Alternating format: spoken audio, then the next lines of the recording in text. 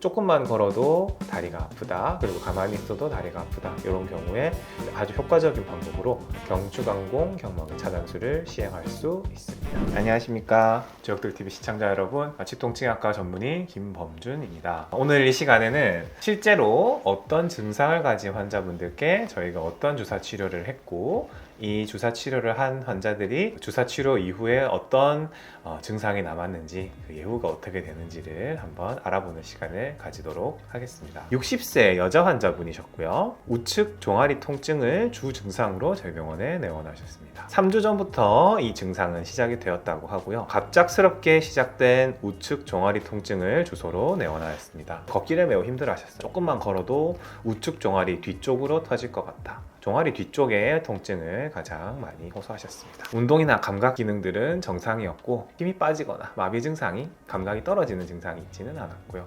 NIC라고 하는 이제 운동성, 파행성 걸음을 이제 호소를 하셨죠. 그 위에 특이 소견은 없었습니다. MRI상에서는 네 번째, 다섯 번째 허리뼈 사이에 가운데 부분에 이런 협착증이 있다, 이런 식으로 보였는데요. 이 사진은 엑스레이 사진인데요. 엑스레이 사진에서는 지금 환자분의 경우에는 특별하게 보이는 것은 없습니다. MRI 사진에서 보면 위에서부터 이제 여기가 허리뼈 1번, 2번, 3번, 4번, 5번 허리뼈인데, 이 가운데 흰색 부분은 척수가 그려는 척수액 부분이고요. 이 뒤쪽에 보이는 까만색 줄 부분이 이제 가운데 있는 신경 부분인데, 이 신경이 눌리느냐 안 눌리냐를 가지고 이 안쪽의 부분이 좁아졌다 안 좁아졌다를 판단을 합니다. 그래서 여기가 4번 허리뼈이고 5번 허리뼈인데, 4번 허리뼈, 5번 허리뼈 사이에 있는 공간이 좁아져서 신경이 좀 눌리는 걸 확인을 할 수가 있고요.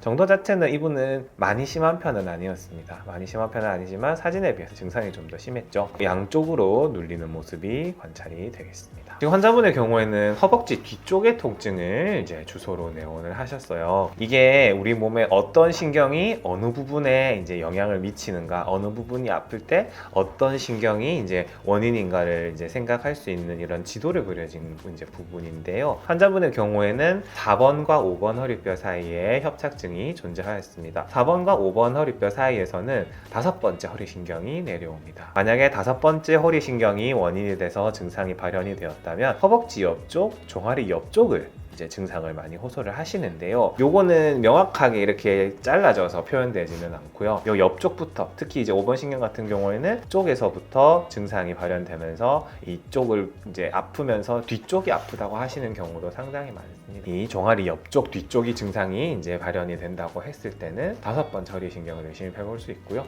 환자분께서 다리 통증 호소를 하시는 부분과 사진에서의 부분이 거의 일치를 하기 때문에 여기가 원인이라고 판단을 하였습니다.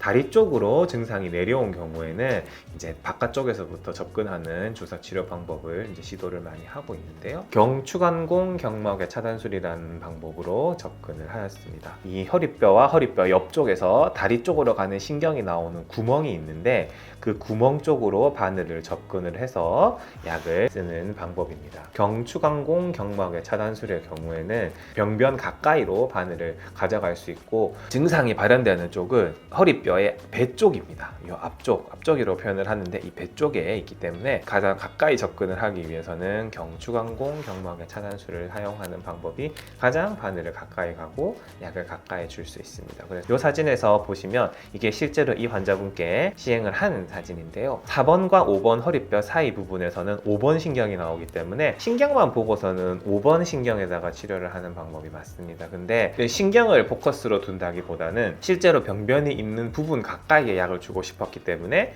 4번과 5번 사이에서 나오는 신경이 나오는 구멍 쪽으로 바늘을 접근해서 약을 썼습니다. 경추간공 경막의 차단술을 시행을 할 때 크게 보면 두 가지 방법이 있는데요. 이렇게 신경이 이런 식으로 나온다고 치면, 이 신경을 기준으로 봤을 때 바늘이 이 신경 위쪽, 그리고 이 허리뼈와 신경 사이에 있는 이 세모 공간에다가 바늘이 이렇게 접근하는 방법을 가장 클래식한 방법입니다. 가장 클래식한 방법인데, 이 방법을 사용하게 되면 신경을 타겟해서 약을 쓰는 방법이 되는데, 이 환자분 같은 경우에는 이 4번 허리뼈와 5번 허리뼈 사이에 있는 이 공간에 약을 주는 게 좀 더 쪽으로 더 약을 주고 싶었기 때문에 이 바늘의 위치를 일반적인 방법보다는 좀 다른 방법을 해서 레트로 디스칼 어프로치라고 하는 방법을 사용했습니다. 하겠습니다. 이 신경을 기준으로 바늘이 좀 더 4번 허리뼈, 5번 허리뼈 사이 가운데 공간으로 바늘을 집어넣어서 약을 썼습니다. 협착증이 있는 공간 안으로 약을 집어넣기 위해 노력을 했습니다. 그런 식으로 치료를 진행을 하였고요.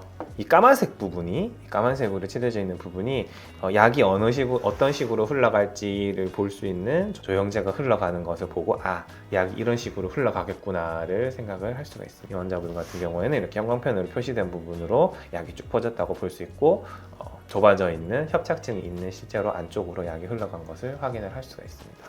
옆에서 보면 그렇고 정면에서 본다면 특히 여기 가운데 부분 이런 식으로 협착증이 있는 부분으로 약이 퍼졌다고 확인을 할 수가 있겠습니다. 이런 식으로 해서 이 환자분은 주사 치료를 시행을 하였고요.